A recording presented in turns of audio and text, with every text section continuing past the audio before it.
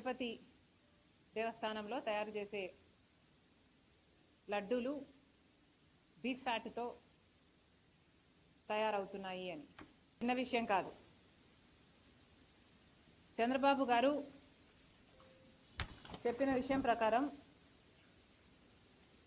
12వ తేదీన ఒక sample laddu sample తీసుకుంటే, అంటే చంద్రబాబు గారు అధికారంలోకి వచ్చిన రోజు, ప్రమాణ స్వీకారం చేసిన రోజు, ఈ సమయంలో జగన్మోహన్ రెడ్డి గారు ప్రభుత్వం ఎంపిక చేసిన కాంట్రాక్టరే ఇంకా సప్లై చేస్తున్నారు. ఆ రోజున తీసుకున్న శాంపుల్లో బయటపడ్డ విషయం ఏమిటంటే, లడ్డూలు తయారు చేస్తున్న ఈ ఫ్యాట్లో ఈ అంశాలన్నీ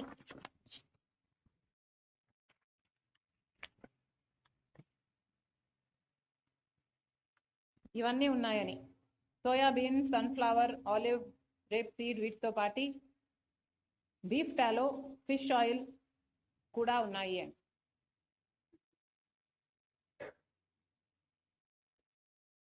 ఇంత పెద్ద విషయం, కోట్ల మంది ప్రజలకు, వాళ్ళ భక్తికి, వాళ్ళ మనోభావాలకు సంబంధించిన విషయం, ఎంతోమంది సెంటిమెంట్స్, ఇమోషన్స్కు ముడిపడిన విషయం. మన రాష్ట్రంలోనే కాదు, మిగతా రాష్ట్రాల నుంచి కూడా ఇక్కడికి వస్తారు. దేశ విదేశాల నుంచి తిరుపతికి వచ్చే వాళ్ళు ఉన్నారు. శ్రద్ధ, భక్తి, శ్రద్ధలతో ఈ ప్రసాదం నిజంగానే కళ్ళకద్దుకొని తీసుకునే వాళ్ళు కోట్ల మంది ప్రజలు. అలాంటప్పుడు బీఫ్ టాలో, ఫిష్ ఆయిల్ కూడా ఉన్న, ఈ పదార్థాలు కూడా ఉన్న లడ్డూని ప్రసాదంగా ఇస్తున్నారు అని చంద్రబాబు గారు నిన్న చెప్పడం జరిగింది. చంద్రబాబు గారిని అడుగుతున్నాం,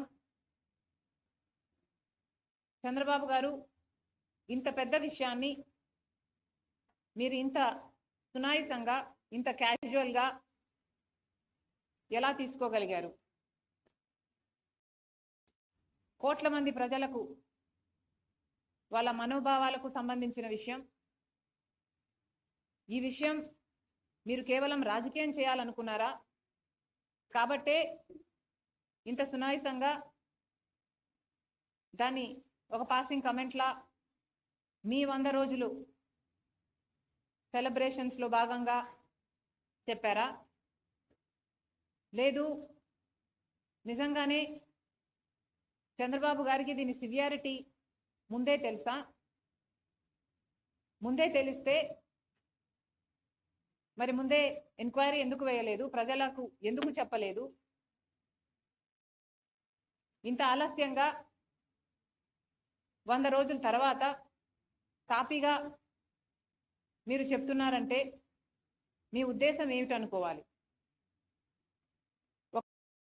చంద్రబాబు గారు తన 100 రోజుల పరిపాలన మీద జనాలు ఒక రిపోర్ట్ ఇస్తారు, ఒక అభిప్రాయం వాళ్ళు ఏర్పరచుకుంటారు.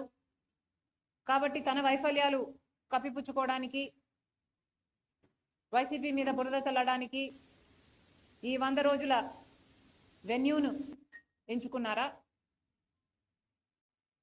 ఏమీ అర్థం కావటం లేదు. చంద్రబాబు గారు సమాధానం చెప్పాలి. ఇంత పెద్ద విషయం ఇంత సునాయాసంగా చంద్రబాబు గారు తీసుకోవడాన్ని కాంగ్రెస్ పార్టీ ఖండిస్తుంది.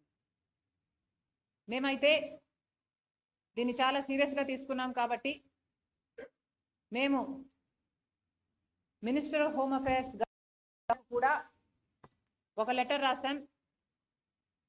సిబిఐ ఎంక్వైరీ జరగాలి. ఎందుకంటే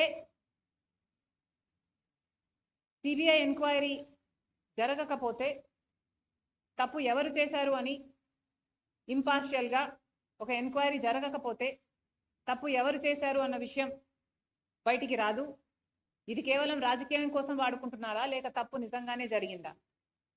ఒకవేళ తప్పు నిజంగానే జరిగింటే తప్పు చేసిన వాళ్ళను శిక్షించాల్సిన అవసరం ఉంది. ఎందుకంటే వాళ్ళ మీద యాక్షన్ తీసుకోకపోతే మిగతా వాళ్ళు కూడా ఫైనాన్షియల్ బెనిఫిట్ కోసం ఇదే తప్పు చేసే ప్రమాదం ఉంది.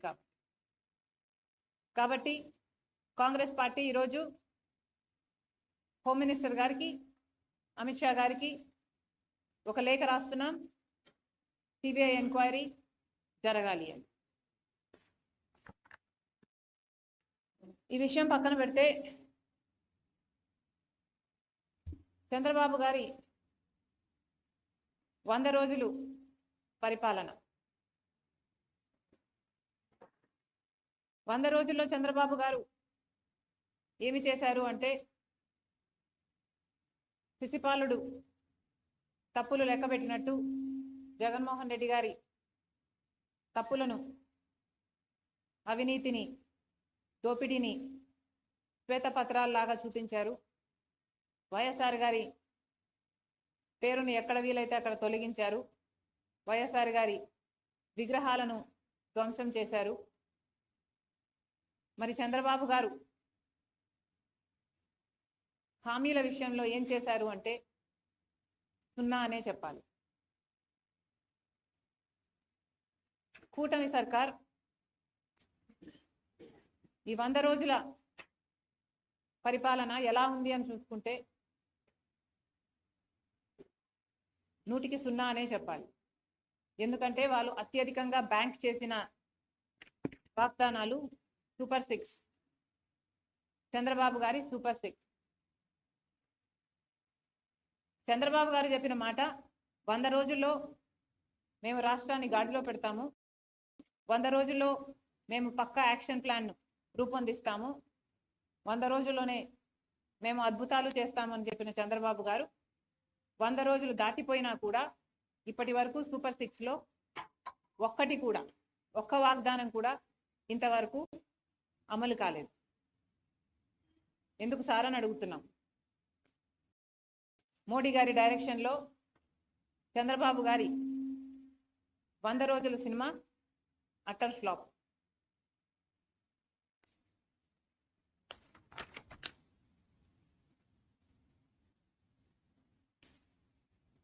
ఎవరు కూడా 100 రోజుల్లోనే అన్ని హామీలు అమలు చేయాలి అని మేము కూడా అంటం లేదు. కానీ ఒక మోసపూరిత ప్రభుత్వాన్ని దించి ఇంకో ప్రభుత్వాన్ని ప్రజలు ఎన్నుకున్నప్పుడు ఆ కొత్త ప్రభుత్వము వాళ్ళ పక్షాన నిలబడుతుందని ఎంతో ఆశగా ఓట్లేసినప్పుడు కనీసం మీరు ఇచ్చిన వాగ్దానాలలో ఒక్కటి కూడా నిలబెట్టుకోకపోవడం వెరీ డిసప్పాయింటింగ్.